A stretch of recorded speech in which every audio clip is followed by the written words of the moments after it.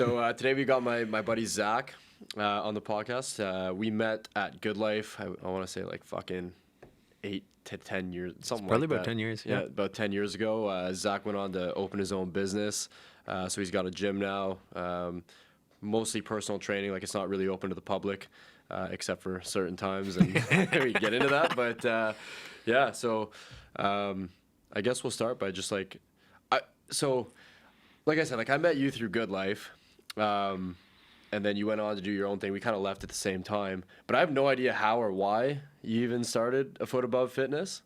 So, like, if you want to tell me... The how or why, yeah, of course. Like, kind of, exactly, like, why you left Good Life and then how you got into doing your own thing, and we'll go from there. Yeah. Well, so I got into Good Life because I got, like, a taste of helping people on their fitness journey. I started as, like, a membership sales guy that was meh.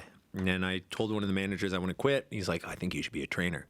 So I tried out personal training. Yeah. That fit. I was like, holy shit, I get to change people's lives. Like, I have direct influence on people. Like, cool. This feels really good. This feels better than making money. So, like, neat. Let's keep doing that. Neat. And then I stayed at Good Life. And then I felt the glass ceiling where they were like, okay, well, you got to sell your clients 3 sessions a week for 6 months. 6, 9, or 12 months. That's the only option. And so, like, it was too in a box. It was too corporate. It was too, It has to fit within these bounds and whatever. And so once I felt the glass ceiling, then I was like, I want to keep helping people. I like having direct influence on people's lives and I like making people better. But I have to do it with the Good Life logo on my chest and I have to do it this way and I have to sell them like this. And there was too many bounds on the people who only need a little bit of a push in the right direction rather than sign up for a year. Yeah. And so I decided, okay, well, I'm going to try and do this on my own. I initially looked for just like 2,000 square feet, and I was just going to be like one trainer and just do my own thing, and that would have been that. That didn't make financial sense. And then I started to look for other gyms that I could just pay rent at.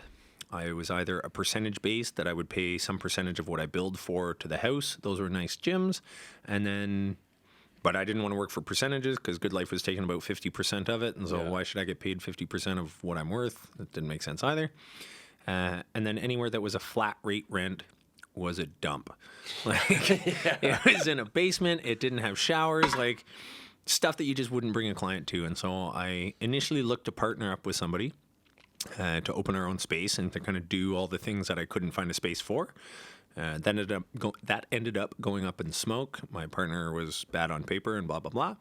And then I had one of the other clients at the Good Life that I was working at approach me. He was part owner of the space that I'm in right now. Yep. And he was like, hey, man, I hear you want to get off on your own. I got a place you should take a look at.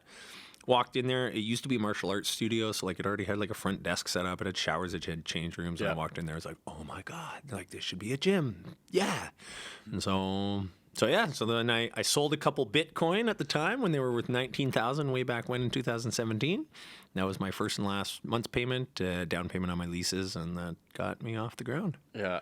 Wow, Bitcoin. I just found out about that. I was talking to Marty, who you did a podcast with like a month or 2 months, whatever it was. And he's like, yeah, like Zach's in Bitcoin. Are you talking about that? I'm like, no, but I would love to. Like, I bought my first Bitcoin at $600. No fucking way. Yeah. Wow. That's yo, man. That's crazy. Good timing. How'd you get into it? Like, what inspired you to buy Bitcoin? Bitcoin was like, it's not quite currency because there's not like gold that backs onto it. And so it was kind of this like weird stock investment. People didn't really know what the hell that it was. And so it was just kind of early in its advent. The first time I heard about Bitcoin, it was about $100 a coin. But I was like, oh, what's this weird digital money that I can't buy anything with? Like, strange. Yeah. And then like it was kind of on my radar and kind of picked up steam and it had just kind of started. It went from like 200 to 400 to 600 pretty quickly. I was like, oh, okay, maybe I'll buy one of these coins then. How do I get a wallet? How do I do that? So I didn't really know what I was doing, but I bought myself a Bitcoin and then kept cruising. I then sold some Bitcoin. Well, I bought a little more, I sold a little more, took out some money, blah, blah, blah, along the way. I ended up with 2 Bitcoins at like the end of 2015, early 2016. And then I just kind of sat on those, and then it hockey sticked like crazy. And then there was a point where like there were months where like I would take out 1/100th of a coin, get the few $100 that was worth, go out on the weekend, have some fun, yada yada yada. And then I'd check my phone the next morning, and I'm like, holy fuck, the price has doubled. So like the $200 I took out last night, I've made another $1,000 overnight. Cool, let's take out $200 more and do something this weekend. And then it just kind of lined up perfectly for like when it was time to open up the gym and when things were happening. And so I cashed it out. I've got maybe like a third of a Bitcoin left right now. Yeah. And then turned it into real money. The real like kick in the teeth is had I just kept those 2 Bitcoins and just like worked. I could have worked some fucking bullshit job. When they were like 60 grand, I could have cashed them out and like made 120 or something like that. Yeah. But whatever. Can you really trade money for doing what you love? Yeah, exactly. Like it served its purpose, right? Yeah, exactly. Yeah, exactly. And like going back to that, like doing what you love, like were you always interested in fitness and stuff through high school, or? Okay. I know a little bit about it, but I know no one else does. Yeah. So interested in fitness, yes. And that like I was an out of shape, chubby kid through elementary. I was homeschooled through elementary. Actually, I was taken out of senior kindergarten because I was antisocial, didn't want to play with the other kids. I still don't play well with others, but yeah. But and so like I had my heart broken. It put me into the gym because the girl was like, "Well, like you'd look good if you lost a little bit of weight," and I was like, "What?" I just fucking ripped my heart out. And then I got into the habit of just going to the gym. That was my thing. It was very toxic at the beginning, full disclosure, but then it got much more like a habit and like a routine. And then I started to read about it, and then I started to learn about it. Okay, well, how many sets, how many reps, what should I be eating? And then it was like, fuck it, I'll eat this can of tuna if I got to eat a can of tuna to gain some muscle, like whatever. And it became this like, you were looking at it from like an efficiency thing. Too, 100%. Yeah, just like how much protein is in this thing. Okay, well, I'll eat this then. And it turned into an addiction is probably the best word for it. Yeah. But it kept me from being the fat, chubby, suicidal 14-year-old that I was. And so kind of got into my blood then. And then went back into school for high school. Finished up high school. I had all my teachers who were like, "Oh, Zach, like you think differently. You're a problem solver. You think like an engineer. You think like an engineer." I was like, "Oh, I must be an engineer." Yeah. And so I went to Carleton University for mechanical engineering. That wasn't it. I switched to computer science, is what my dad's degree in, and so I was around computers and technology a lot. That was better. I finished my degree in it. I did some contract work. And then I was in between contracts is when I started at Good Life, and then it was like, and all the while I was still passionate about fitness, and I would still read about it and learn about it and yada, yada, yada. And then it kind of just turned into this, okay, well, fuck, maybe this is my vocation then. Yeah. So then when you started A Foot Above Fitness, like, did you have a game plan for it? Did you have like a whole business plan, or were you just kind of like, hey, I'm going to fucking start by doing my own thing? Like, you have a pretty good client base. Like, I remember from back when, right? So both. I didn't have a clear business model. Like I wrote it all out and here's what 6 months and 12 months and 2 years and 5 years will look like. But I knew the basics of it. Like, okay, well, how much is my lease going to be a month? So before I signed the contract on the lease for the building, I knew that I needed 2 personal trainers plus me bringing over my 9 clients, and that was break even. Mm-hmm. So I didn't sign the lease for the space until I had 2 people who had signed contracts saying they would be trainers who were going to pay me rent. Mm-hmm. And so once I had that, then I signed for the lease. And then it was like, let's hope this works. Yeah. And so that was very not business model. And so like the first few months, like I was literally on Facebook or fucking Kijiji or whatever. I was like Ottawa personal trainer, Orleans personal trainer, East End personal trainer. And like anybody who would come up, I'd shoot them a message. Yeah. Hey, I came from a big box facility. I know what it feels like to be just underneath the boot of the man. Why don't you come check out my facility, see what you think, and let's talk a little bit more. And then like my first 2 trainers came about that. Well, sorry, I should say my first 2 trainers who signed contracts, one of them actually backed out on me like a month before we opened, and it was long after I'd signed the contract. Fuck that guy. And then the other trainer, Eric, is still in my gym, and he is most solid fucking human being you will ever find. There's no question. If I had 7 of him, I would never have to show up to work. Yeah. And then so Eric and I started the thing off, and then we had 2 more trainers that happened because I just fucking pounded the pavement kind of thing. Yeah. And then the other trainers started to post about it, and here are my clients and here are my whatever. And then the other trainers were interested, and there's a really good YouTube video, and if anybody's watching this, I promise you it's worth looking up. you go Google or go on YouTube and be like one lone nut.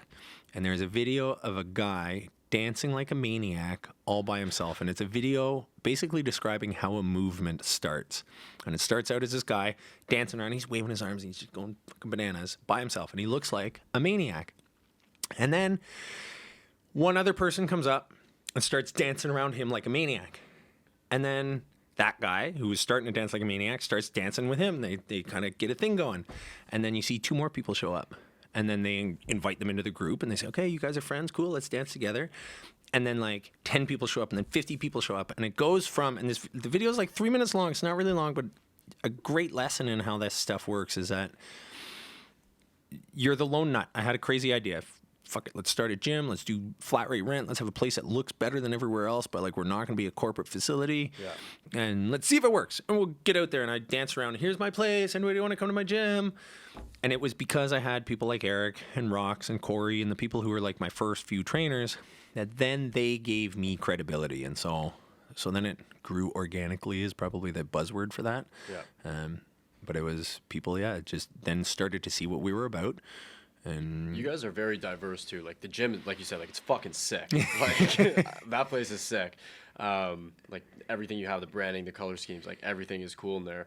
But like the other thing that's really different is you have different trainers for, I think, like Eric is really good at boxing, and then he's got like his functional stuff, and like, I mean, your knowledge background too is like insane. When we worked at Good Life, I was like, I don't even know what you're talking about. You're walking around the gym with fucking rubber elastic bands on and all this shit. I'm like, I need to be Zach, come here. Yeah, what are you doing? What are you doing? It's called occlusion training for anybody watching. Yeah. Blood flow restriction training. Check it out. Cool, cool science.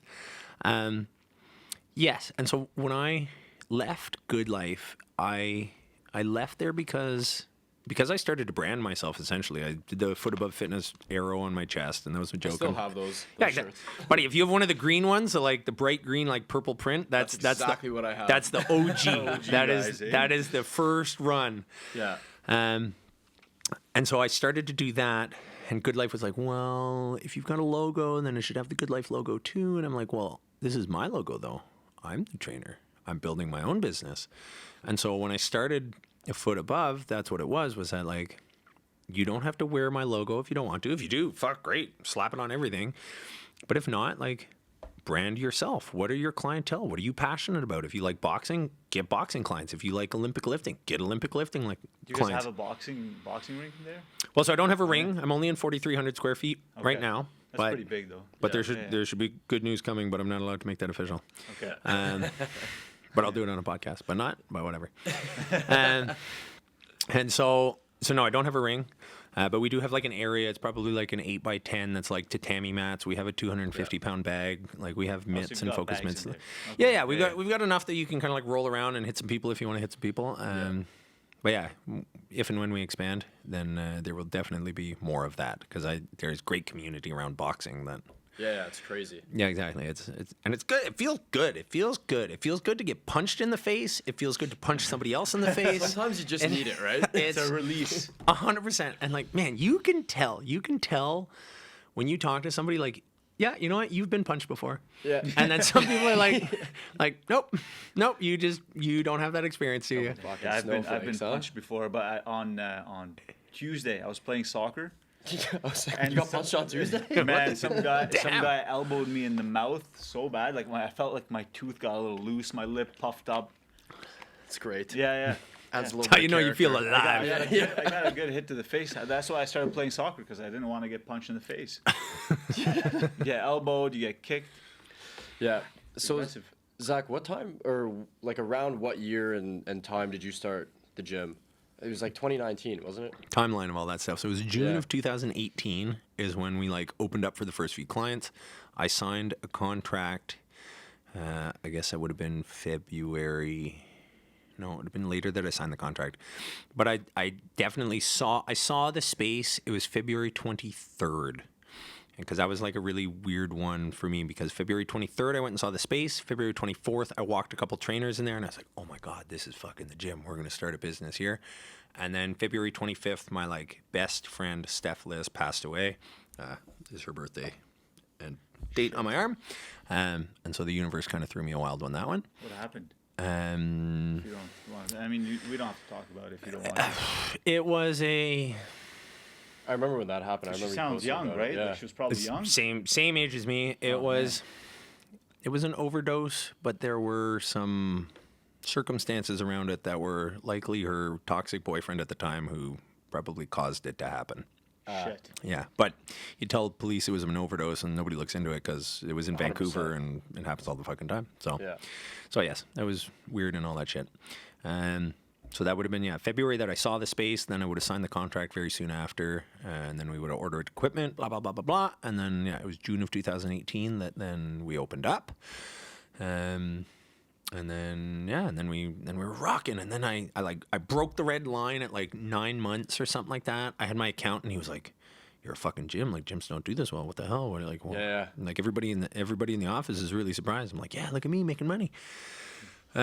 And then we were crushing it by like the beginning of 2020, and I signed for a Lincoln Aviator. My business was going well. I'm like, oh, I'm gonna get myself a fucking sick truck. Yeah, I'm gonna yeah. make this a write off of my business. I spent that motherfucker. Yeah, let's get it.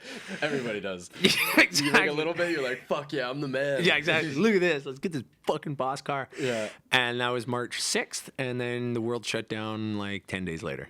Yeah. Oh shit. Yeah. It's like, The COVID. The COVIDs. The COVID. Yeah, exactly. Fuck. yeah. So So did you close? Because I know quite a bit about the whole thing, Yeah. but like, I don't remember. Did you close for that first 2 weeks? I think everyone was like, hey, like, cool. 2 weeks? Fucking yeah, no issue. problem. I can handle this. Okay, I'll keep the timeline going then. Yeah, just fucking roll, man. Just keep on rocking, yeah. So March, I think it was March 16th is when we like closed down because there was a lot of shit in the news, and like up until that point, I'm far more a conspiracy theorist now than I was before. But even back then, I was like, man, every once in a while we get like this mass extinction event where like the plague happens or like a bunch of humans die. Fuck, maybe this is it. Shit, maybe I should close my gym and see what's up. Yeah. Close my gym. Yes, I closed my gym at the beginning because I was like, oh my God, this is a virus.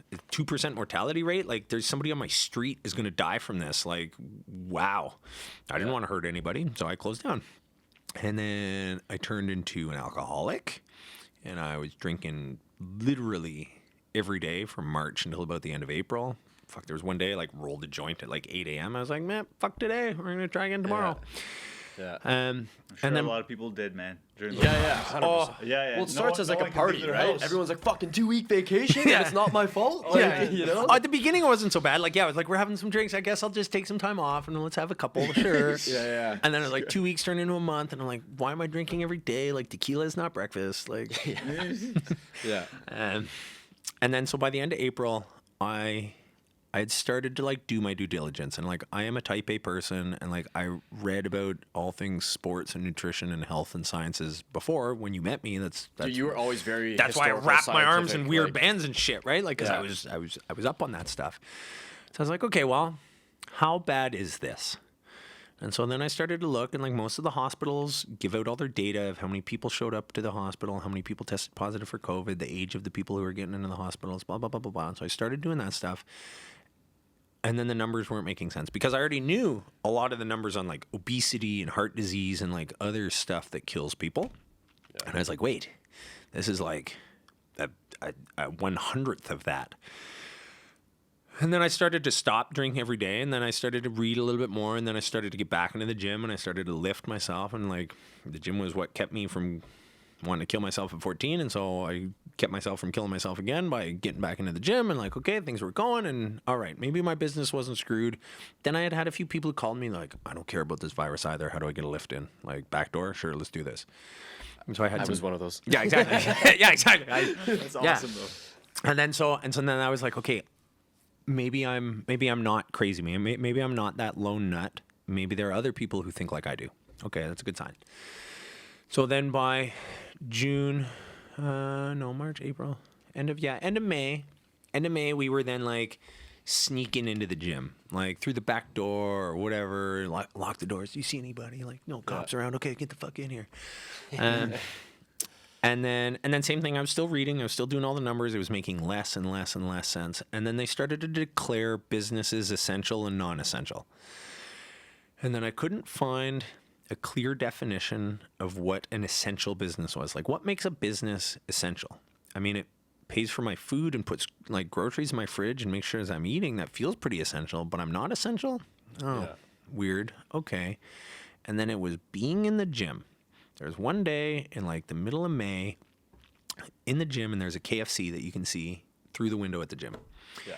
The lineup to that drive-through, it was closed. You couldn't go in and get food. You could only get it through the drive-through because it was food. It's essential. Food is essential, especially KFC. And so that lineup was around the building, like to the fucking street. There must have been 15 cars waiting for the Dirty Bird. And I was like, that was the straw that broke the camel's back. I was like, no, fuck this. If this is about public health and we're going to close buildings down for public health, then why is KFC open and gyms closed if it's for public health? And then I had a meeting with my trainers, probably like June or so. I told them, you can start bringing your clients back in. I'm not going to charge you rent. You guys can start making money if you can start making money. I lost a couple trainers. I had some clients. Everybody lost a few clients because they just didn't feel comfortable, yada, yada, yada. But I'm like, if you have clients who are willing and you want to make some money, we're all hurting. We don't know where money's coming from right now. Get after it. And so I had a meeting with all my trainers, and I said, okay, listen, I'm going to go public, and I'm going to say that we are open to anybody who wants a gym. We're going to open up memberships that we don't normally do. Anybody who just needs a place to work on their mental fitness, to be in a gym, because that's how they want to take care of their health. We're open. I'm not forcing anybody to come into the gym, but I'm going to get fucking vocal about this. And it was well received, I will admit, but I think everybody was nervous, including myself. I didn't know if that was the right thing to do or what the hell, but I couldn't sit down and I couldn't be quiet about it, and I couldn't just sneak people in through the back door and let's just lay low and wait for this to pass. Yeah. No, I was like, no. This is like those things that they teach you about in high school, and like there's a bully and you're supposed to stand up to the bully, or like George Washington saying, like, when there's tyranny, like that's your fucking job as a citizen to stand up for it. I was like, no, this is it. Enough's enough. And so then I made a post. It would have been like end of June, early July. I was like, we are open. I want to talk to, and I sent emails to my member of parliament, my member of provincial parliament, my mayor, all of them. I tried to go through the proper channels. Somebody explained to me why KFC is essential and a gym isn't, if this is about fucking health and fitness. And that's been my message through the whole thing, is that if you can explain that to me rationally, I will close. Yeah, absolutely. 100%. No problem. Yeah. You make it make sense to me, and I will go along with this. But until then, I'm going to be open until we have that talk. Yeah. And that talk never happened. I remember you were posting some of the email replies and stuff. Oh, fuck yeah. Yeah, that was from my member of parliament. Like, here's some email back and forth. I had a 15-minute conversation with her, Marie-France Lalonde, and she basically said, like, you should just go along to get along. And I was like, okay, well, I'm happy to go along to get along, but you need to explain it to me. And if you are my member of parliament, my public servant who's supposed to be here working for the public, and you're supposed to be a servant for the public, and I am the public, then fucking explain it to me. Explain it to me why the hospitals aren't overrun. Explain it to me why, like, an outbreak is 3 people who catch COVID. Make this make sense to me, and I'll close my gym. Yeah. She's like, well, I don't make those decisions, blah, blah, blah. I'm just here to, like, she basically said, toe the company line. She's like, well, whatever the liberal government says that we should be doing is what I think that we should be doing. Just redirecting the question, essentially, right? I was like, fine. You know what? If you're just going to pass the puck, fuck it. I'll still be open. Thanks for not doing anything for me later. Yeah, thanks for nothing. Exactly. And then it began. And then it was fucking bylaws officers and police officers. And then I videotaped all of it because I knew video keeps everybody honest. And so I videotaped all the interactions. And man, you were really respectful too with like all those. You're like, look, I get you're doing your fucking job, but fuck off. Yeah, exactly. In not those words. I think there's one time that I like swore at a bylaws officer, and outside of that, but they can't. Could they come in and actually like shut it down, or physically, or well, there was well, things that I think and you'll so, probably So that's kind of all the effort that I spent on learning about exercise science. I then learned law, civil fucking litigation, and the basics of your rights. And so, no, there is no law in Canada that compels you to do anything. You can ultimately say no to it all. There might be some consequences to go along with that, but nobody can show up and like physically put a padlock on your door. Not like the U.S. Well, and listen, there was some of that happened in Canada too, but I'm not saying that was legally done and that was how the law stood for. But I mean, we've also realized that the law doesn't count for a whole lot. Yeah. Slavery was legal at one point, right? Doesn't make it right. Yeah. And so no, I knew that like unless they had a warrant, that I didn't have to let them into the building for any specific reason, though there might be repercussions that would come of that. And so at the time, I was like, okay, those repercussions, what, put me in front of a judge? Do you think the judge might be able to explain to me why KFC is essential and I'm not essential? Okay, I need to take this piece of paper and I can see a judge? Write me 6 of those. Yeah. Go, whatever, sure. This puts me in front of somebody? Okay, no problem. In the meantime, fuck off. Yeah. But you're right. I realized way early, and like from the years of working as a security, like in the bars, is that like I never escalated the situation, never. Because as soon as you escalate the situation, then you're the aggressor, you're the fucking conspiracy theorist, you're the virus denier, you're the fucking white supremacist, whatever the things I got called throughout the years. And I knew that if I raised my voice even just a little bit, that instantly I'd be painted as this like fucking lunatic or whatever the hell that it was. Yeah. Yeah, 6'7", exactly. Fuck, he's all tattooed up and shit. He goes to the gym and lifts. Fucking meathead. Yeah, exactly. So I had done my reading and I knew some of the like basic rights of Canadian law, and so like I recited a few of those and I like spat some stuff. I got a great video of one of the bylaws officers saying like, this isn't about the Charter of Rights, let me into your building or something like that. I was like, oh, it's not about the charter. That's pretty cool. Everything else is underneath it. You think you aren't Mr. Bylaws Officer? Sure. Those charges, the charges that one specific bylaws officer laid against me dematerialized, by the way. They like, there was no pursuance of them. There was no like case number with his name on it. He didn't show up again, yada, yada, yada. So I presume one of his managers saw that video and was like, that's not how we do it. Yeah. So no, I didn't let anybody in. You don't have to let anybody in. There is, like I said, there is no law in Canada that compels anybody to do anything. Even in like cases where they're like going to take DNA evidence and like they're going to draw your blood, like those are probably some of the stickiest and hairiest cases in Canada. And even then, it is murky water, and like that. This wasn't murder. There was no criminal code. This isn't any of that stuff. I'm positive that's not it. You can't make me do anything. So yeah. So then that got super popular. I got videos I had one that had 500,000 views, and like I woke up one morning and it was like, we love you from Denmark and Sweden supports you, and like and like Alberta and BC and like all over. I saw the video posted on a few like Twitter feeds, and like then it was bananas. Then it was like, okay, I'm not crazy. There are people who support me. I'm not the crazy one here. I'm just the one who's standing up here. Mm-hmm. And I had 2 phone calls actually, and nobody gave me their name or anything like that. And they were like, I can't risk my clearance with CSIS, but I fucking support what you're about. And I was like, holy shit. Okay, cool. Yeah. And so yeah. So then at that point, I realized that like, it was now a movement. I wasn't this one lone nut who was dancing out in the side of the middle of a field, but that, okay, yes, I'm standing for something. Yes, somebody come have a conversation with me about what the fuck, like debate me. Somebody debate me. Like, let's do this. And that didn't happen. They ended up keep giving out fines and paperwork and all that good stuff. And then they kind of just slowed down and it didn't really happen. And so most of those charges still continued. And I was back and forth. Rebel News had hired me a lawyer who I ended up having to fire because at the time he encouraged me to take a plea deal, which I did ultimately do 2 years later. But at the time I was like, no, I'm going to see this motherfucker to the end. I want to see a judge. Let's do this. And so when he said take a plea deal, I was like, well, that's not me talking to a judge, so this isn't what I want. I retained my own lawyer. We kept cooking along the way. That lawyer then ended up getting... Well, maybe not getting. The city then ended up dropping all the Reopening Ontario Act charges, which was an act that was put into law during the COVID stuff. And then I had a few charges under the Health Promotion and Protection Act, and that's the same act that like restaurants recycling food. It's underneath the same act. And so I had a few of those charges. So ultimately, my corporation, which I've now realized is just a piece of paper and it doesn't really have feelings or emotions. It's just a number.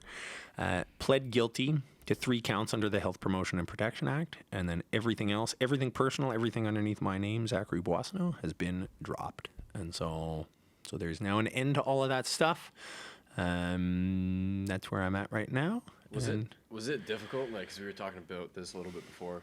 I know, like, I'm kind of the same, where maybe it's a pride thing, maybe it's an ego thing, where you're like, no, like, I'm fucking right. Like, this is bullshit. But then you kind of look at it without the emotion and the ego and the pride, and you're like, all right, well, what makes sense, like, logically, I guess, right? Like, but that's it. Is that like even that? It still stings, That doesn't don't get me make wrong, that like- even that doesn't make sense logically, because logically, then like laws should be protecting the citizen, and like logically, the government should be working for us, and like logically, they are called public servants. Public. I am the public servant is a fucking clear word. You are not serving the public. You're fucking taxing us. You're taking our money. You're taking our land. You're taking our everything. You are squeezing the people that you are supposed to be the servant to. So logically, none of this made sense to begin with. Given the circumstances, that was, I think, the only way that I was going to make it through to whatever the next thing is. And so I'll say it clear as day here. When we climate lockdown, I'm going to be fucking open for that shit too. Yeah, exactly. We'll be open again. This time I'll know what the fuck I'm... Yeah, exactly. Yeah. But no, so like I have learned some things along the way. It was a good lesson and some experience. I now understand the legal system a whole lot better. To do it all again, I would self-represent. But did you have to pay fines? Like, was there fines you had to? Yeah, so my corporation pled guilty to 3 counts. Each count was a $2,500 fine, and then the courts in Ontario impose a victim surcharge. Victim surcharge. So apparently this money goes into like a pool, and then every time there's a victim of a crime, this pool of money then gives them some support or aid or whatever. And so like, it's like, okay, if that money goes to like people's money. Well, that's it. Well, so my thing, I was like, okay, well, tell me who the victim was and the crimes that I committed, and I'll pay them directly. And they didn't really like that. And so, but at the same time, I don't know, if there's domestic violence and there's a woman who's getting beaten and she needs some money to get on her feet, then sure. Yeah. And so it was a little under a little under 10 grand, all in all. And then there's some legal fees because I hired my own lawyer once I fired the one that Rebel News had for me. Yeah, which is obviously that's expensive. To do again, I should have been a lawyer, man. They make everybody's money. Fuck, 100%, man. Like in litigation, the only people that get rich are the lawyers, bro. Like it's especially here. It's like, oh, you want to push us down the line? Yes. Okay. Yeah, sure, no problem. We should do that. Yeah, exactly. That's wow. So actually, I was gonna bring this up. Did you ever see that podcast with the JTF2 guy? You familiar with like the Canadian? Dallas Alexander. Oh no, I'm thinking of somebody else. So this guy, he was like JTF2, right? Like, he's like Tier 1 Canadian Special Operation, like SEAL Team 6 of Canada. Yeah. And he was like same kind of shit as you. He's like looking into it. He's like, I'm like fucking 30. I'm a Tier 1 operator in Canadian Special Forces, like one of the most fit guys ever.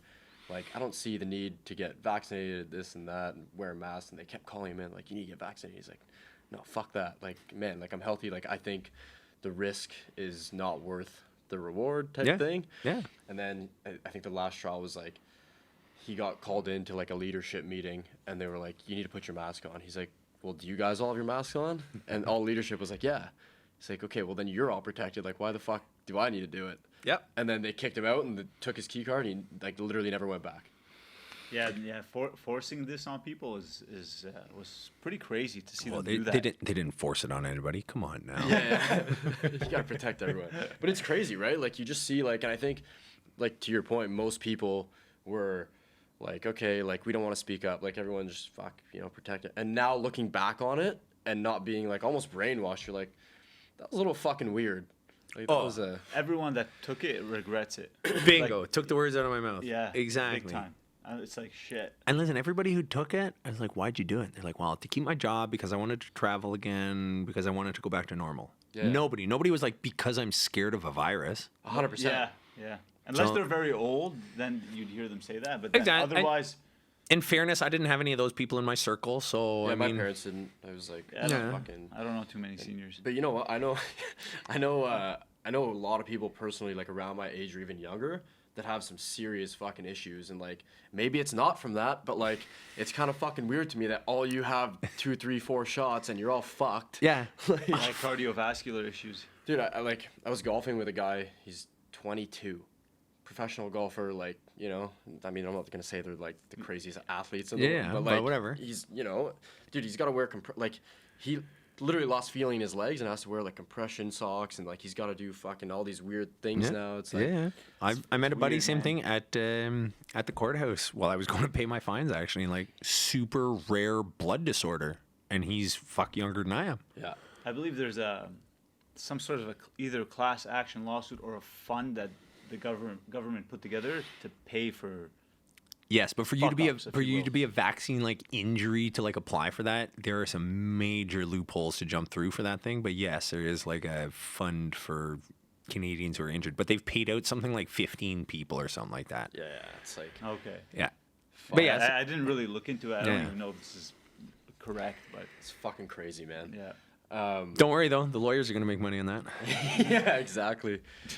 So back to like the business stuff, like, do you, like, I guess looking back on where you started the business and where you are today, like, what are some of the positives and some of the challenges that you've seen? Like, would you do anything different, or would you just be like, fuck it, like everything I did was like I learned a lot type thing? Well, so things have changed a lot in that prior to COVID, I was thinking about opening a second location like in the West End, and to kind of like replicate what I was doing and find trainers who are disgruntled in the West End of the city and get them to work for me.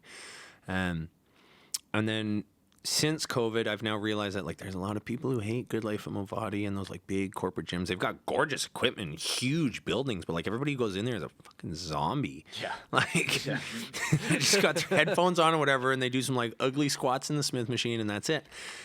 And so I would sooner now expand my gym and make it bigger and not go after the corporate guys. That's not the game at all, but to like go back to like teaching people about how good it feels to lift and how you can figure out the best version of yourself underneath a bar, and that there is some real growth in that. And so my business model has changed in that I'm sooner going after bigger space and doing memberships, whereas I wasn't thinking about that before. Mm-hmm. In terms of go back and do anything, my joke is that to go back and do anything, I would have bought 35-pound plates.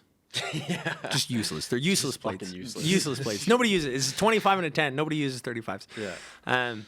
Outside of that, no, I don't think that there is much I would have gone back and done differently. I have a friend of mine, is Justin Primrose. He's a world-renowned Brazilian Jiu-Jitsu guy. Yeah. He was the first person to tell me this quote is that you either win or you learn. Yeah. And so the wins I've had along the way were great wins, and everything else has been learning experiences. And so to go back and do it differently, like maybe I'd have had a few more wins but not learned as much. Is that really better? Yeah. So It's crazy. Like a lot of the business guys we talk to kind of have the same mentality, and like we apply that to everybody that we work with. Like, you know, we've got 13 people now, and it's like doing a roundtable talk and just being like, okay, where are you at and where are you sticking at this deal or this point or with this client? It's like, oh, well, I've been there and here's how we went over. It's like, well, I just saved you fucking 3 months. So, you know what I mean? Like I don't look at it like a failure. 100% just lessons, right? Yeah. So I think that's one of the biggest things. Like people always drop like too scared to start because they're scared of failing. And it's like, hey, just fucking roll with it. You'll figure it out. Like you'd be very surprised and shocked what you could do when you're backed into a corner. It's like you're gonna sink or swim, baby. Yeah, you got to take the risk. Yeah. 100%. I think it's Tony Robbins who says you got to burn the boats. Like, Yeah. when you're invading, like, burn the boats. Take away the fucking safety net, and It's crazy. I do just it. bought that book from, I think, Matt Higgins. He's, I forget, he's a business guy, but he started a really well-known company. But yeah, Burn the Boats. Yeah. And I didn't realize I was, who was it? It was, Who sings that? I It's not forget. It's Anthony like Robbins? you would probably know. Where it comes originally, I don't know. It's Like I said, from, I heard it from Tony Robbins first. It was, That's where I was heard someone in Europe, I think, conquering Persia, and they were like, they got there and they were like, burn the boats, and all of his soldiers were like, why? He's like, because we're either gonna fucking die here or go back on Persian boats. Sounds like Caesar.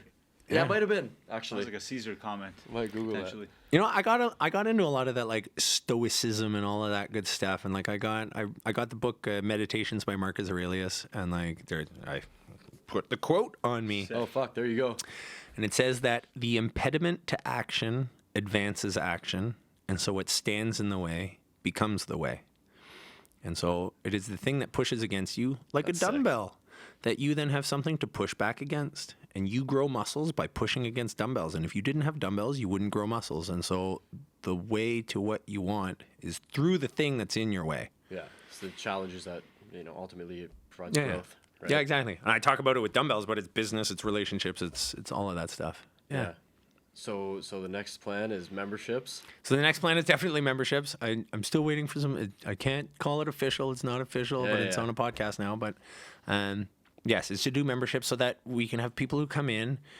And like, honestly, I want to just hang out at the gym. And like, when I see somebody who just can't squat, I'm just going to go over and show you how to squat and help you feel good. And like, doesn't that feel good when you do that right? Cool. I can't wait to see you on Wednesday. Like single session personal training for free is, I think, what I want to do next. And then I think having memberships will do that. I think there'll be a lot of people who just don't want to be in Good Life, don't want to be in my body. 100%. And there'll be people who are motivated enough to get out of Good Life and get out of Mavati because they love lifting. And I think that demographic of people is going to be good in a space to then bring new people who don't know anything about it to be around those enthusiastic people, and then have all the really good trainers that I have myself in there to help these people the way that they should be. Because same thing, man, I remember being at Good Life before I was a trainer.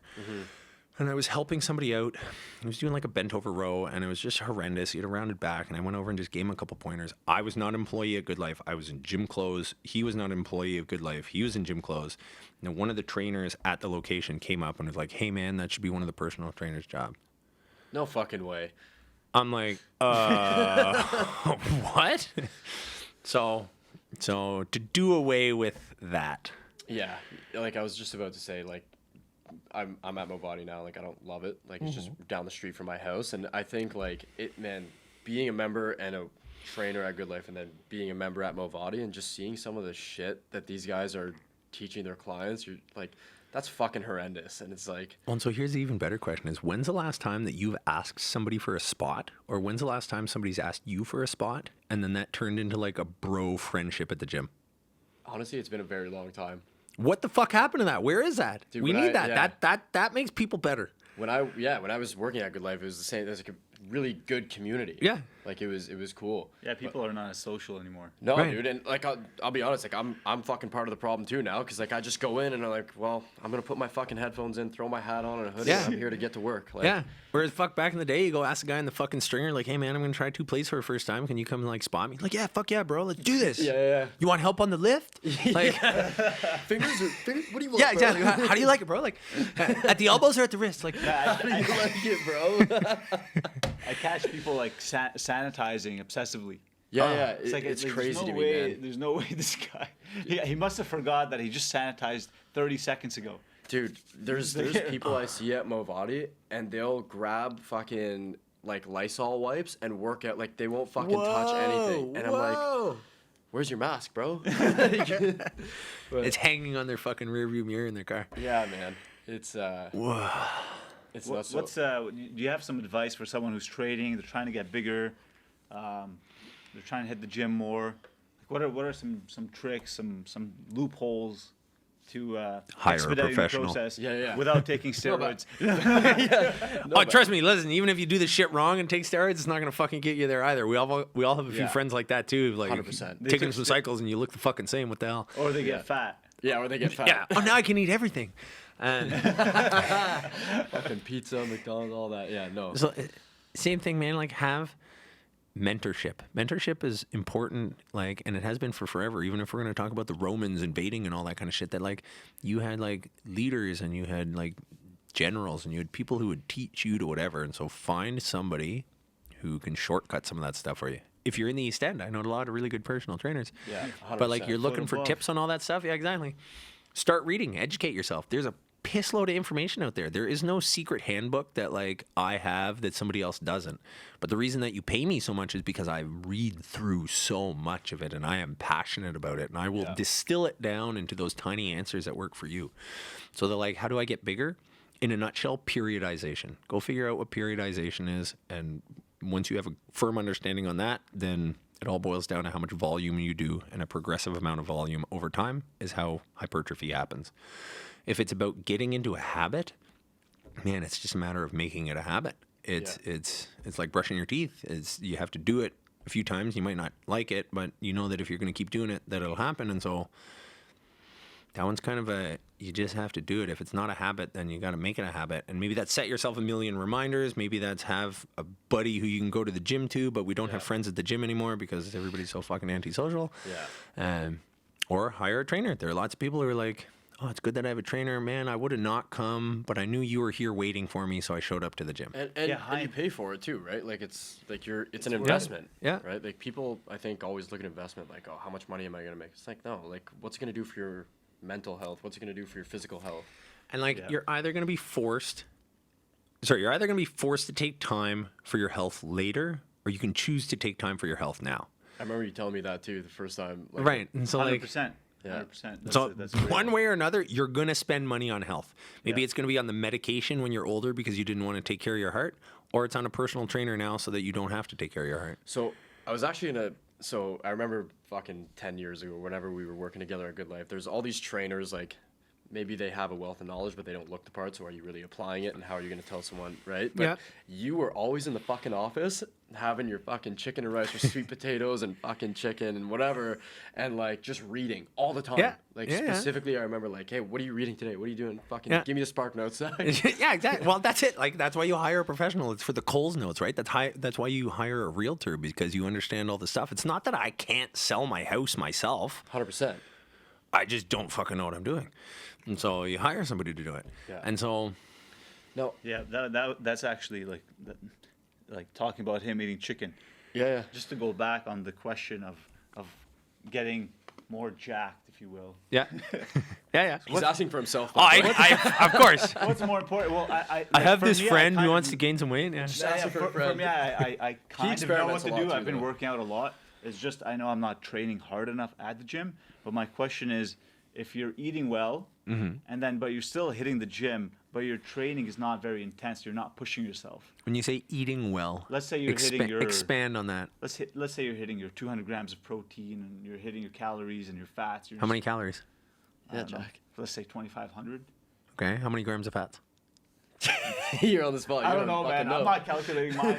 I calculate my carbs, so I probably eat like. Probably, or you do? No, it's not. It's not that calculated. I don't. Well, fuck, man. There's your problem. I haven't used my exactly. chronometer. No, for myself, I'm not like really focusing on you know trying what? to get But listen, jacked what right now. what I'm trying to allude to, whether it's for you or somebody else, Yeah. is that like if you don't know, you don't know. So like, You have to be calculated, right? I eat pretty well. Okay, well, how many fucking calories? Is it 251? Is it 249? Oh, you don't know the difference? What the fuck? Cool. I go in and I lift weights. I do like 3 sets of 10. Okay, is that more than it was last time? Did you add 1 rep since last time you went in there? Is it the same dumbbells that you were using last week? Are you tracking your progress? 7 years, baby. So that's actually my question. So if you're not pushing yourself to that intensity level, But I then think you it can't maybe grow, what's right? your goal too, though, right? So yeah, so I'm gonna say goal-wise, if it's strength and you want to lift heavier weight versus you would like to be larger and have more hypertrophy, more cross-sectional diameter of whatever that muscle is, those are 2 different ways of training. Okay, so that's the question. To get it bigger. So if you want to get bigger, Yeah. then fuck, science is pretty damn settled that volume is what counts. And so if you have somebody who squats 200 pounds for 10 reps and you have somebody who squats 100 pounds for 20 reps, both of those will cause the same amount of hypertrophy, with the little asterisk that there should be at least 30% of what your 1 rep max is on whatever that lift is to cause hypertrophy.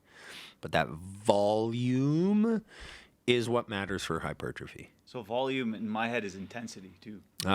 Definitely different. So volume, Oh, yeah? volume Okay. you can think of sets times reps times weight per unit of time. And per unit of time might be the 1 hour that you're in a gym. Per unit of time might be per week, whatever the hell that you want to make that. And so like I said, you don't have to go to failure on every last set. There's a whole bunch of science that says it's probably better that you don't go to failure every last set. Really? Yeah. That's why you hire a trainer. They know stuff. I've never had a trainer. Zach's gonna You send never me had a invoice, trainer. baby. Holy fuck. Yeah. Listen, you'll skip time having a trainer who knows what the fuck they're talking about, I should say, too. Yeah, 100%. And so, I can tell from Jason personally. My cousin, he got a trainer. He was out of shape. Yeah. All of a sudden, within a year, the guy is jacked. yeah. Yeah, it's crazy. Yeah, the it's transformation is insane. nuts.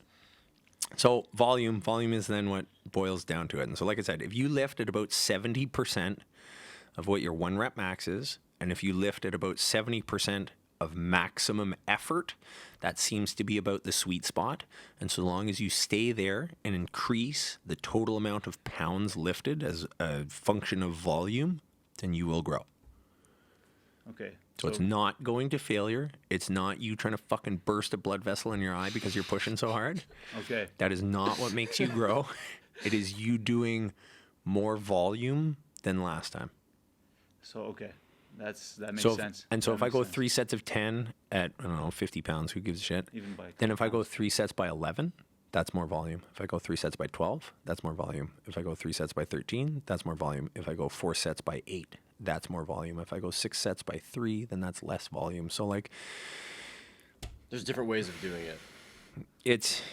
like I said, it is a question of how much work, as like I said, a function of volume that you do that dictates how big you are. It's not how heavy you lift. Okay. Take that to the bank. Yeah. Though I get that we love to watch fucking dudes like just fucking smash 200-pound dumbbells and hammer away. Arnold That's doc. But like fired me they up. worked up to that, Yeah. Yeah. Yeah. Crazy. and then they'll put the dumbbells down. They'll do another set. Well, shit, if you've like pooped yourself because like you just can't do another rep, your next set is not going to be as good. And there's clear science that says that if you go to failure, your next set does not go as well as if you stop short of failure and do another set. Okay. What What? is- Yeah, Yeah, go go ahead. ahead. No, I was gonna say what other tricks are there? Like this is good information. It's very People good. need to know this information. I was But listen, all this information is out there. Yeah, Just I don't haven't have the time researched to read it, right? It's like Exactly. You have probably. no, fucking way back in the day, I just took the Spark Notes for him, tried to spit it out to some clients. I was the issue trainer. That's why I changed career. That was a fucking problem. No, but I wanted to talk to you about. Did you see that 10x health system stuff, Gary? yeah, this Gary guy. Brecka or whatever. Yeah. Like, have you looked into that stuff at all? 'Cause Yes, More I've- and more you're seeing. Obviously, it's a lot of marketing, but like you see the transformations and shit, and I'm like, holy fuck, dude. There you go. This is why you hire a professional. I Calisthenics or did my whatever. first DNA test in 2010. Yeah. So like, Oh, before all this shit came out. whoa, yeah, exactly. I've been on around this, that long? I've been on this train for a while, baby.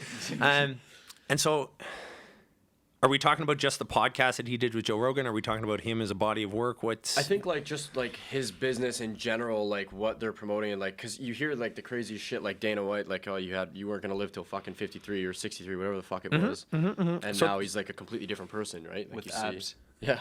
He's got abs. so that stuff, the like, he called it the motherfucker gene, but the MTHFR, that is a real thing. I honestly didn't know about that until I listened to that podcast, and I've now been reading on it for the last 2 weeks like you wouldn't believe. Yes, there's real science to that. Yes, there are people who've been on that real science for about the last decade as well. I just didn't know where to look. Yeah.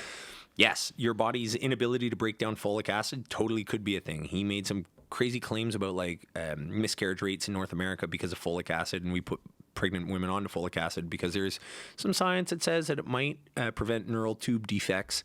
And there is some science in there, but you're probably better off getting a methylfolate than folic acid. So yes, that stuff, absolutely, he's on point. The other, he talks about hydrogen, water. There is some science from Japan that if you breathe in hydrogen-rich air at about 3% hydrogen, that yes, it might activate some things that help your body and make things go better.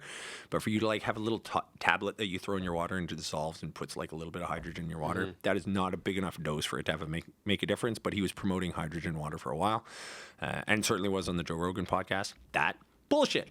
But do you think it's little things that just stack up maybe? Or is it like that's just completely irrelevant? It's like, Well, so like multivitamins, you're gonna piss out 80% of it, right? Like multivitamins are a problem for a whole bunch of reasons. That if you are deficient in some thing that is in your multivitamin, if you are deficient in it, it probably doesn't have enough of whatever that vitamin or mineral is to fix your deficiency.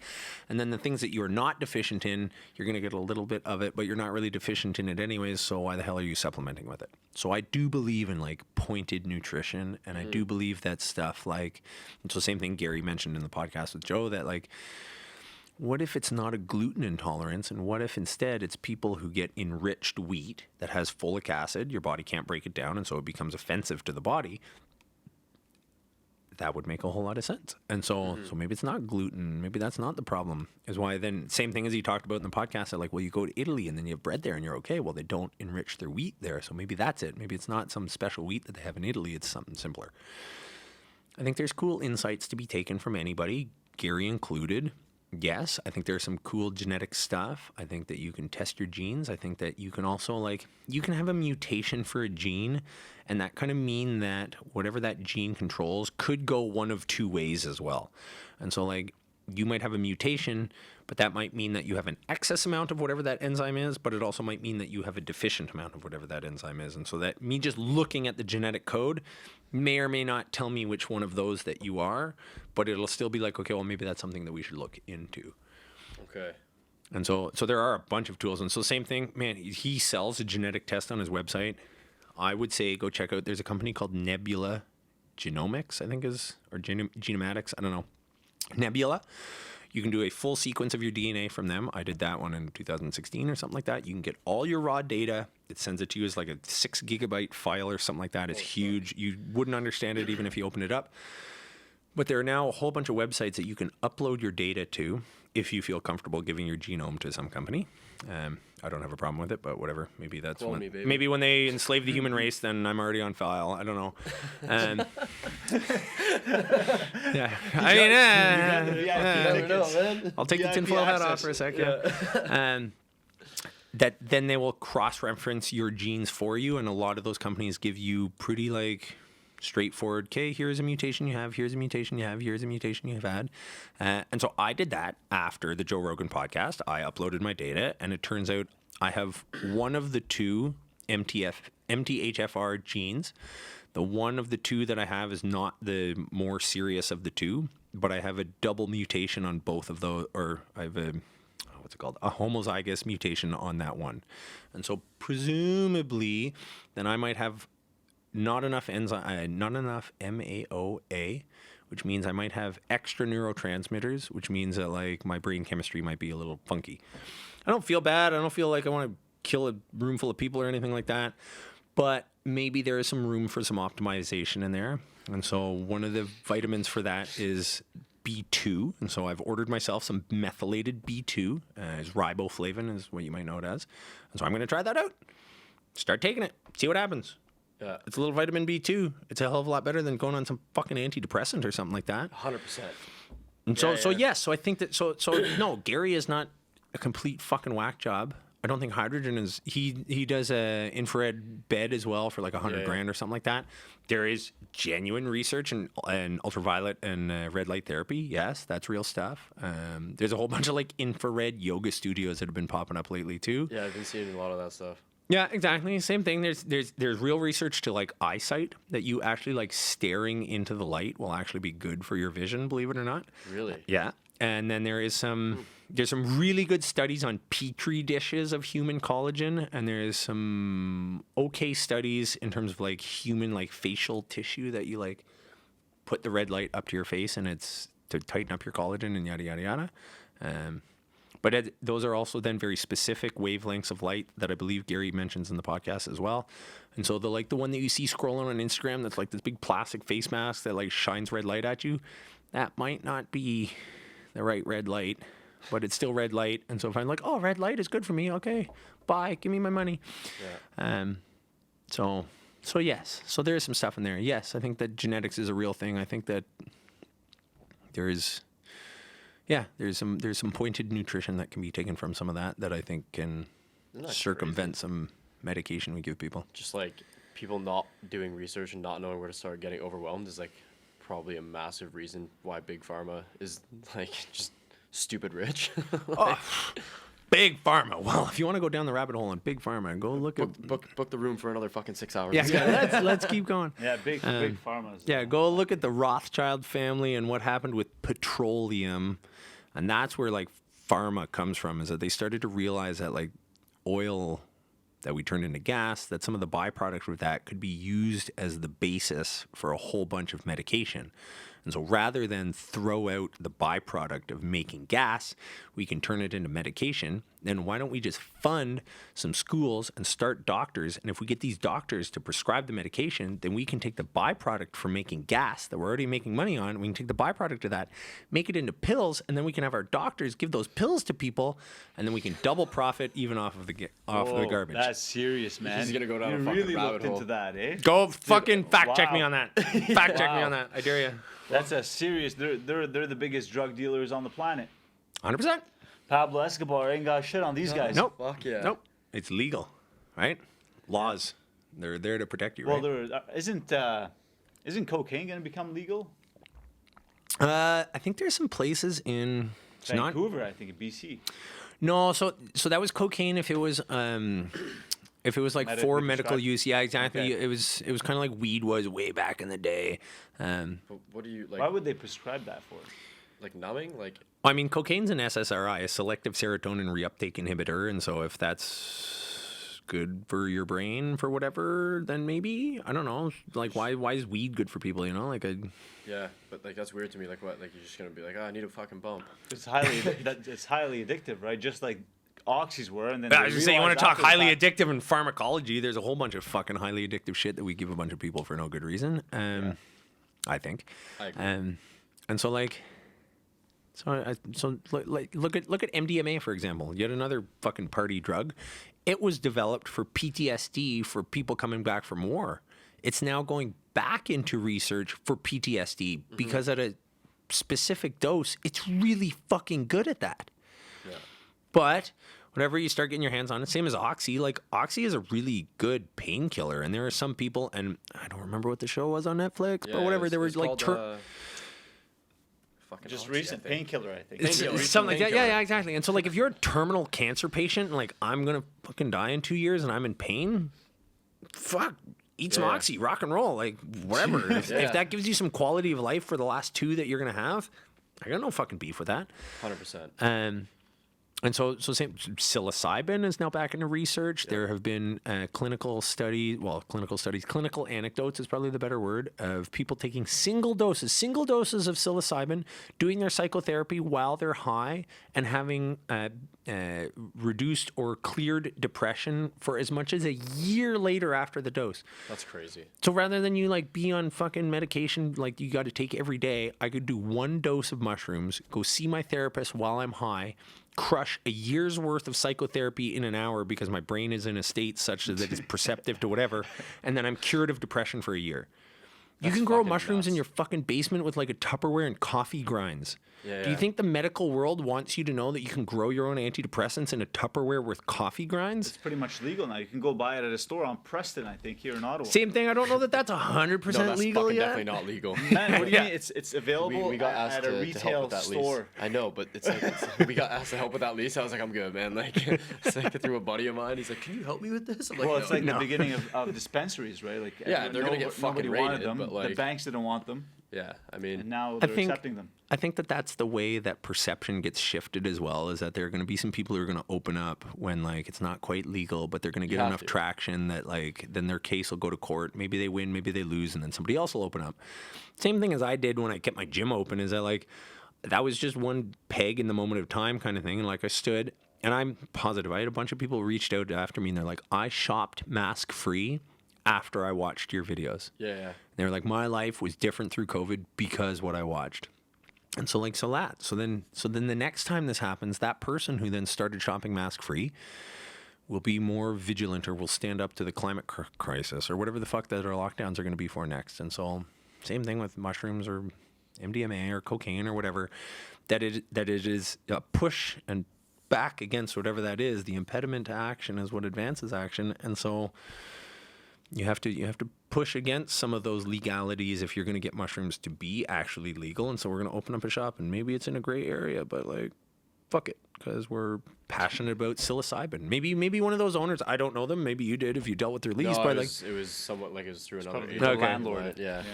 But maybe one of those guys is one of those people who like had a mushroom trip, saw God, and his life has been profoundly changed, and he wants to just give mushrooms to the world. 100%. With microdosing, I think even Kevin O'Leary's invested in MindMed, Yeah, MindMed, yeah. which is Yeah. like I publicly traded microdosed for a while. shoes. I made a chunk of money on mine, man. Me too. Yeah. Yeah, Really? it's good. I still have. Not me. I think I still have. Not me, A guys. small portion. I don't lie. I got out of pretty much all my stocks once the government started to do its fuckery because I didn't trust that anymore. I'm fucked on a few, but I remember I started doing like I was like I'm gonna microdose, and I didn't look into it. I was just like I'll just take a bit of mushrooms every day, and like dude, I got fucking weird. I was like I gotta stop. But I remember the first time I did it, I like didn't know like proper dosing and stuff. So Yeah. like I was driving to the gym. This is when Good Life Plus was still open. It's like I've never seen a purple sky before. Dude, I'm fucking driving, and I'm like, why do I see lyrics on my fucking windshield right now? And, like my whole body got relaxed because I've never done a full dose of mushrooms, even to this day, like never. What's a full dose? Like I don't know, like to trip and like whatever, right? Like I don't How fucking much know. is that? Exactly. You don't even know. Yeah, dude. So like I took a piece of this fucking thing, and I'm driving like, whoa! I feel I should probably pull over. It's crazy. Yeah, especially on an empty stomach, then it's game over. Yeah, I was fasting and shit. It was fucked. Also, I've got a wild story on that actually. I injured my shoulder in 2017, like right before I was going to open up the gym. It was a terrible time to be injured. And I went back to the gym and I knew all my shit. I knew all the rehab exercises and blah, blah, blah. And I would do the rehab exercises, but I put it in my head that like pull-ups, if I can do pull-ups again, then my shoulder's going to be better. Then I'm okay once I can do pull-ups.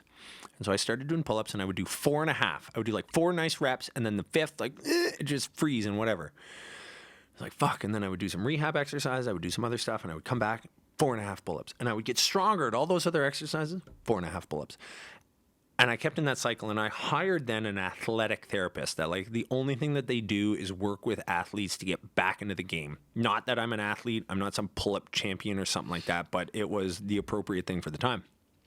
And so at the time, I was microdosing LSD. I was doing like a 1/5 of a square like every 3rd day or something like that. And so, yeah, fuck, that's real science. It's fucking real science, baby. I just knew what the dose was. Science. Yeah. I looked into that too. Keyword micro dose. Yeah, like the little tiny square, That's and then a you cut that in keyword. a little, it's just one of those. And so she had sent me a video, a TED Talk that I give to other people too, and that the enjoyment of things needs to be in the process of it. And it's not that you've gotten that sick new Lincoln Aviator that you're now, life is better. It's the like pursuit of it is where the happiness is. And so that day I had microdosed and I was middle of the day and I was still kind of feeling down and like I was kind of off. I had just gotten out of a relationship at the same time too. It was fucking whatever. I was like, I had no obligations. I'm like, fuck it, I'm going to have another little hair. and then like the walls were different colors. I was in a different state of mind. I was at home. I was like, yeah, you know what? I got some homework to watch. I'm going to watch this video. And that video stuck.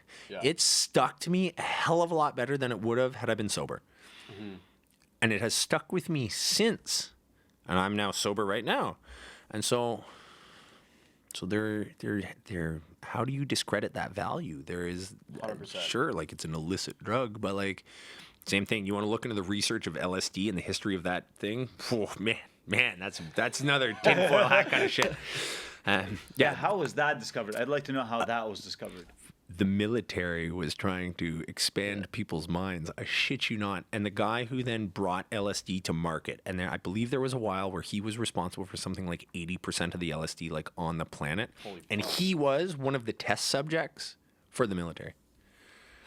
Oh shit. Yeah. And he just figured out how to like make it. Well, I don't know. Those details I'm not so sure of, but he. CIA gave it to him. I don't said, know. "Go." Figured out. Well, same thing. I've never tried to make LSD, but I hear that it's not a very difficult thing to do. And so I guess if you have the right chemicals or the right know-how, or he saw the right piece of paper or understood the chemistry, but I know that he was one of the military test subjects, and he was then the guy who kind of brought LSD to the world, and then like peace, love, and happiness in the 70s happened pretty much because of this guy. Shit. Fucking nuts. Is it an illegal substance? Yeah. Yeah, 100%. yeah, LSD. 100%. Yeah. What is it, like under the same category as MDMA? I'm not sure what category it is. I don't know. But I mean, on next week's podcast, we'll have Zach back and talk about all the health benefits of meth. Yeah. We'll have the fed. No, I don't know that there's any health things with meth, but I do think that like psychedelics, like same thing. Look at the 70s. Look at Woodstock. It was peace and love, and everybody was getting along, and like it was people thrown off the bounds of corporatism, and they were just like in clothes that they stitched themselves, and like it was just peace and love and whatever. And so like dude, wouldn't that be a really fucking wicked thing to give to people who are all wound fucking tight? Like, don't we have enough 100%. people who are like borderline suicidal, anxiety, whatever the hell? Like, what if we could give them a little more peace and love? Nope, don't give them LSD though. Fuck that. So no, I think there is value in that stuff. I agree. Fuck. Yeah. You got me going down a rabbit hole now. But, Listen, if you do mushrooms tonight, it's not my fault. I'm not taking responsibility yeah, for I'm that. gonna fucking melt away in bed. But no, we appreciate you coming on, man. Thanks for thanks. It was fucking Thanks for fun. having me. This was one of my favorite ones. Yeah, man. All right. Fuck everyone else has full been of no, I'm information. joking. Y'all suck. Yeah. Yeah, it's full of info, unlimited info. Yeah, we'll put like the gym address and stuff and like your protein pancake thing. We should have talked about that. I should have but- brought a bag is what Yeah, I I should have know, done. fuck. Left it Yeah, right well, here. You know? brag. Yeah, it's like talk about it a little bit and then There you we'll go. jump off. The, but- the quick and dirty. Okay, so I had a protein supplier before COVID that my brother then took a scoop of my protein, and he was trying to make protein pancakes at home, and he wanted them to be like ultra high protein and very low carbs and fats, and so he figured out a recipe that works really well and it tastes legit. And then my suppliers went tits up because of COVID, and then I've now found a new supplier for all the raw materials. I learned some things from last time I tried to make this protein pancake thing a thing, and so now I've redesigned the bag. I've got a website, blah blah blah blah blah. You can find it on my website, afootabovefitness.com. It'll link you right to it. And so these are protein pancakes that are 34 grams of protein per serving, 10 grams of carbs, 4 grams of fat. That's less fats and carbs than any other protein pancake on the market, and that's more protein per serving than any other protein on the market. Fact check me on that one, I dare you. And they taste good, and it turns into a really nice pancake, and yada, yada, yada. I do the same number of servings as Flourish pancakes, as the one that you find in Costco. And same thing, I've got more protein, less carbs and fats than they do. So Yeah. We'll put everything in like the description there. Yeah, We'll yeah. blast it out. And Yep. Yep. Fuck. We have Sick. some pancakes right now. Yeah. All right. exactly. Sick, boys. Thanks a lot, Zach. Okay, thanks for Awesome. having me.